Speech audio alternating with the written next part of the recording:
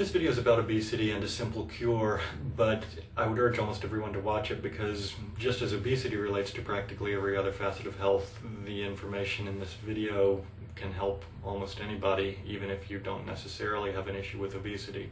There's an incredible amount of misinformation out there about obesity. You constantly hear in the media that obesity is related to genetics. Of course, anything is related to genetics, but you can travel around the world and see people with the same genetics as Americans, and they're not obese the way we are. You also hear that people just need to exercise more, that's the issue. And again, in other countries around the world, not necessarily everyone is exercising or getting hardly any exercise at all in some cases, but again, they're rarely obese. In fact, you can see thousands of people living in other countries with all sorts of genetics and all sorts of different exercise regimes, and you will never see anyone morbidly obese as long as they're eating a natural diet. That's the problem with obesity in America, and it's easy to cure. Unfortunately, almost no one does it because our diet in America is so incredibly unnatural that almost no one returns to a real natural diet. So first, let me go over some of the potential causes of this epidemic of obesity that we have.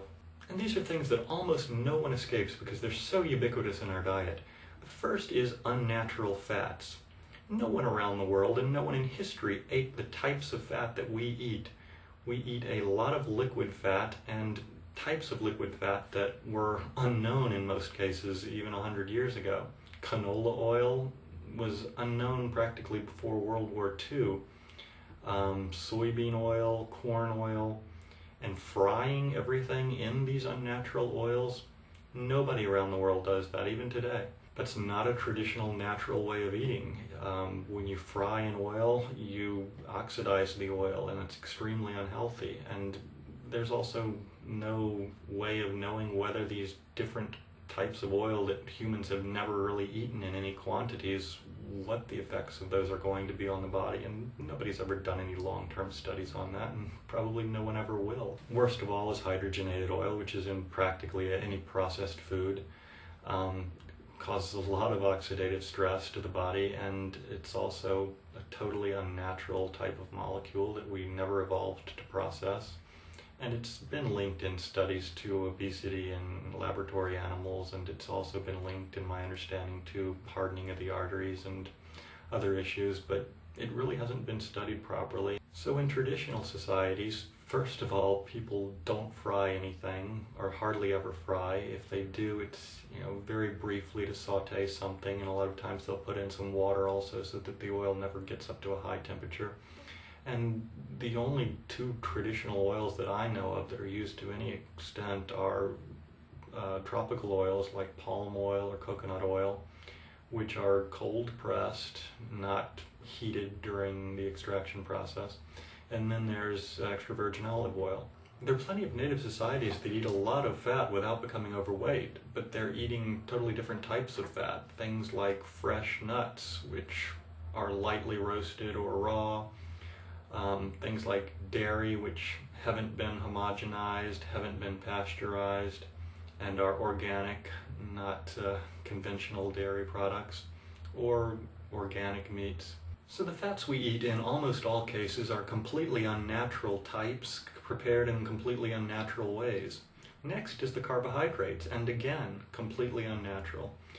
Most of our carbohydrates, simple carbohydrates, are things like sugar and high fructose corn syrup. I can't even go into the whole host of problems caused by those unnatural sweeteners, but two of the main issues are that they have no enzymes and no fiber, whereas almost all natural sweeteners that I know of have a high degree of fiber and are very high in enzymes, as well as being high in antioxidants. Things like raw honey or dried fruit, raisins or dates, that have been sun-dried, not oven-dried the way we do in modern society.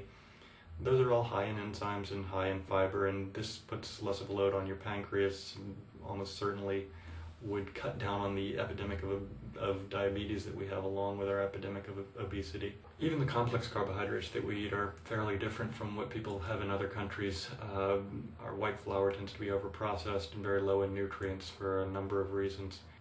So we've gone over carbohydrates and fats. It shouldn't be any surprise that the proteins we eat are often very unnatural as well, but this time the effect is relatively unstudied and much more subtle and unknown. You see, we feed a lot of substances to animals which cause those animals to quickly gain weight before they're slaughtered and increase the profit margin. Things like urea, which is a toxin and causes the animal to bloat up quickly, or hormones or antibiotics, which have an unknown linkage, but they're proven to cause the animal to gain a lot of weight. The thing we never think about, though, is that we then eat the meat from these animals and we ingest these same substances. And no one has ever studied whether or not that causes humans to gain weight as well. But if these substances are causing all of the different animal species to gain weight, and then we're eating the meat that contains those substances, it's certainly a possibility that it's going to have an effect on us as well. I wouldn't wait for the Beef or Dairy Council to fund a study on that issue, though. You see, everything that we hear in the media about diet, and particularly about obesity, is being pushed by someone trying to make money. People saying that you need this particular piece of exercise equipment, or you need to eat that particular type of food. It's all just being pushed by different industry groups, and most of the things being pushed aren't natural. You don't need to listen to all the media noise, and you don't even need to listen to the general consensus, because nowadays the general consensus has been so poisoned by these promotions and these media campaigns that are backed by millions of dollars. All you need to do is listen to the traditional knowledge of millions of people who have developed specific diets over the course of thousands of years. We've just thrown all of that knowledge away, and we're relying on a few biased studies to tell us what's healthy. The problem is no one is eating what's healthy anymore. No one is eating natural food anymore, and everyone is running around confused by all these little studies that are being put out by industry saying this or that thing is healthy or is unhealthy. Just follow traditional diets. In particular, follow the traditional diet of your ethnic group. Because yes, there is genetic variability. Some people do have a greater tendency towards obesity, and the traditional diets of those people are different. I know it's not easy to learn about and prepare traditional food all the time. It would be a lot nicer if what industry told us was true, that you could just eat this or that healthy food once in a while and it would counterbalance a normally unhealthy diet, but it just doesn't work that way.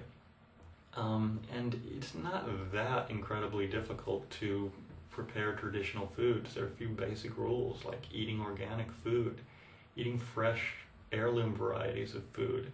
The fruit that you get from the supermarket doesn't taste like the fruit you get from the farmer's market, and there's a reason for that. It's because it doesn't have the same nutrients and antioxidants in it.